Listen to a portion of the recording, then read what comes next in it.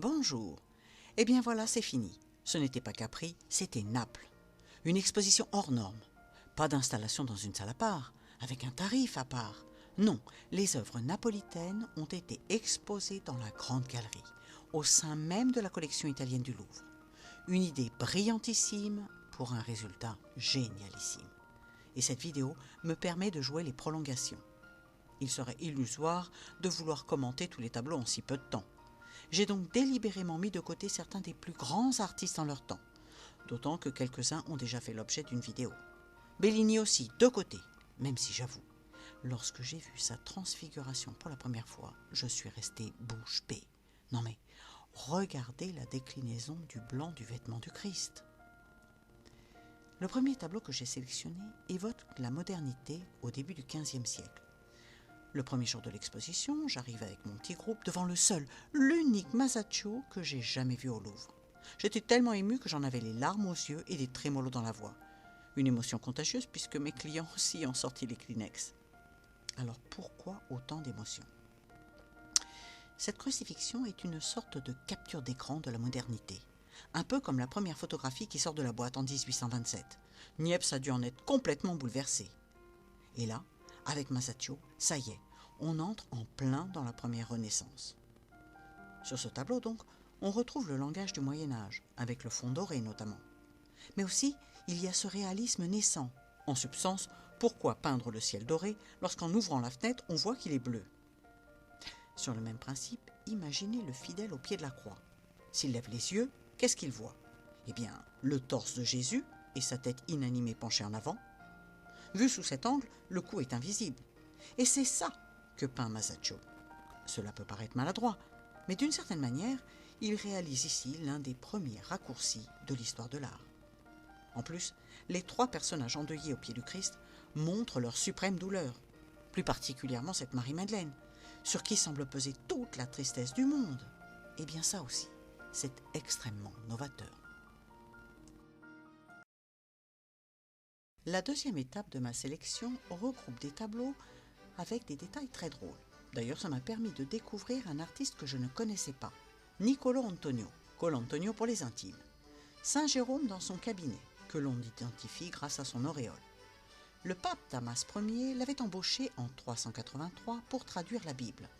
Une tâche qui l'occupera pendant plus de 30 ans, car il va travailler avec toutes les traductions grecques et latines déjà réalisées, mais aussi s'appuyer sur les textes d'origine en hébreu. Le tableau montre donc Saint Jérôme assis dans son étude. Un quart de siècle après Masaccio, on est quasiment face à du trompe-l'œil. Colantonio est actif à Naples, peu après le règne de ce bon roi René, grand amateur d'art, qui avait fait travailler de prestigieux miniaturistes et enlumineurs flamands. Dans cette ville portuaire, les influences transitent et se mélangent. Par contre, pour ce qui est du réalisme historique, Colantonio prend quelques libertés. Regardez par exemple tous ses ouvrages. Eh bien, au IVe siècle, époque de Saint Jérôme, le livre est en parchemin et non en papier. Sans parler que le Galero n'est pas encore exclusivement réservé aux cardinaux. Et ce lion, c'est Jacques de Voragine, dans son best-seller publié au milieu du XIIIe siècle, qui nous raconte l'histoire de l'amitié entre Jérôme et le lion. De sorte que ce lion est devenu un des attributs, tout comme l'auréole et les livres. Outre la taille et la docilité de cet animal sauvage, ce qui surprend, c'est son regard. Comme la Joconde de Léonard, le lion de Jérôme nous suit partout des yeux. C'est pour cela que je l'avais surnommé mon Mona Lion, anglicisme pour cette métamorphose de Mona Lisa en lion. À présent, on avance de 10 siècles avec le retable de Saint Vincent Ferrier, un saint qui a vécu au XIVe siècle et qui a le vent en poupe au XVe après sa canonisation. Le portrait du saint, en pied, est entouré de petits tableaux, comme des vignettes pour une BD. Dans les cases, on retrouve les épisodes marquants de sa vie. À la fin, il meurt. On lui attribue aussi le sauvetage d'un navire pris dans une tempête. Là encore, Colantonio nous offre une représentation à la fois très travaillée et pleine d'humour. Regardez, on le voit ce navire en difficulté dans les eaux noires, pleines de récifs dangereux. Mais en haut, tout droit sorti des nuages, Saint Vincent veille sur les navigateurs et semble leur dire « Soyez tranquilles, tout va bien se passer ». Maintenant, ce tableau de Masolino da Panicale. On voit le monde d'en haut, en l'occurrence le Christ et la Vierge Marie, inscrits dans un cercle, symbole de perfection. Ils approuvent le projet des humains d'en bas, inscrits eux dans la pesanteur d'un rectangle. La neige miraculeusement tombée en plein mois d'août 1352 avait, non moins miraculeusement, tracé le plan de la basilique Sainte-Marie Majeure au sol. Le tableau représente le sol enneigé et le pape d'alors en train d'ordonner la construction de l'édifice. Les deux mondes sont séparés par une multitude de nuages. Ils sont censés rappeler le miracle de la neige et forment une frontière entre les deux mondes. Moi je la trouve très rigolote cette frontière. On dirait un raid d'ovnis. Dans ma sélection, impossible de passer à côté des thématiques sanglantes. Marsyas et Apollon, le même épisode représenté par Giuseppe de Ribera, puis par Luca Giordano. Une histoire de la mythologie grecque extrêmement violente, de nature à combler tous les appétits friands de démesure. Ce pauvre Marsyas a connu le même sort que plus tard dans la Bible, le martyr Saint Barthélemy. Apollon, ce dieu d'une beauté parfaite, est un brin hyperactif. Il est à la fois responsable de la course du soleil, des arts, de la musique, du chant et de la poésie. Marsyas, quant à lui, était un excellent musicien. Sa renommée et sa popularité terrestre résonnent jusque dans l'Olympe, de quoi énerver Apollon. Finalement, un concours musical est organisé. Les sources varient, tant et si bien qu'on ne sait pas vraiment qui a défié l'autre. Mais vous vous en doutez, une compétition entre un dieu et un mortel va immanquablement se terminer par la victoire du dieu. Confirmation sur les tableaux, c'est d'ailleurs l'épisode préféré des artistes baroques. On y voit Marsyas attaché à un arbre, avant qu'Apollon ne lui arrache sa peau comme à un lapin. La violence du tableau est visible à travers l'expression de douleur de Marsyas et les spectateurs qui se bouchent les oreilles pour ne pas entendre ses cris d'agonie. Pendant ce temps, impassible, Apollon s'attelle à sa cruelle sentence. Remarquez que le sang ne coule pas, ce qui est différent dans le tableau d'Artemisia Gentileschi. Outre la version de Naples, il y en a une à Florence. C'est connu, quand on aime, on ne compte pas. S'il a fallu faire une réplique, c'est parce que le tableau a plu. C'était élogieux. Alors que pour nous, il suffit d'appuyer sur un bouton et hop, c'est fait. Donc une copie, c'est un terme négatif de nos jours. Le sujet est tiré d'un épisode de l'Ancien Testament. La représentation évoque le moment capital du récit, celui d'une double victoire. La victoire du bien sur le mal. Le général babylonien Holoferne assiégeait la ville de Béthulie. Mais l'héroïne juive Judith, venue s'offrir à lui pour sauver son peuple, l'a finalement décapité. C'est aussi la victoire du faible sur le fort, car a priori, comme avec David et Goliath, le gagnant était désigné d'avance. C'est par la ruse que Judith renverse la situation. La deuxième version est plus violente que la première. Les sourcils se sont froncés, montrant sa répugnance pour Holoferne. L'épaule, plus relevée, permet de ressentir davantage la force que ça lui demande physiquement pour séparer la tête du corps. Même si cet épisode biblique était récurrent et très apprécié des artistes, on ne peut s'empêcher de faire le lien entre le choix du sujet et la vie personnelle d'Artemisia. Sa première version est réalisée 3 ans après la mort du Caravage, dont le souvenir est encore bien présent dans les mémoires. En comparant les tableaux des deux artistes, la source d'inspiration est indéniable. En revanche, on y voit aussi comment Artemisia prouve son talent, sa personnalité, un caractère assez fort pour tracer sa route dans ce monde essentiellement masculin. Dans le tableau suivant, le sang est l'unique indice du martyre de cette pauvre Agathe à qui on a coupé les seins.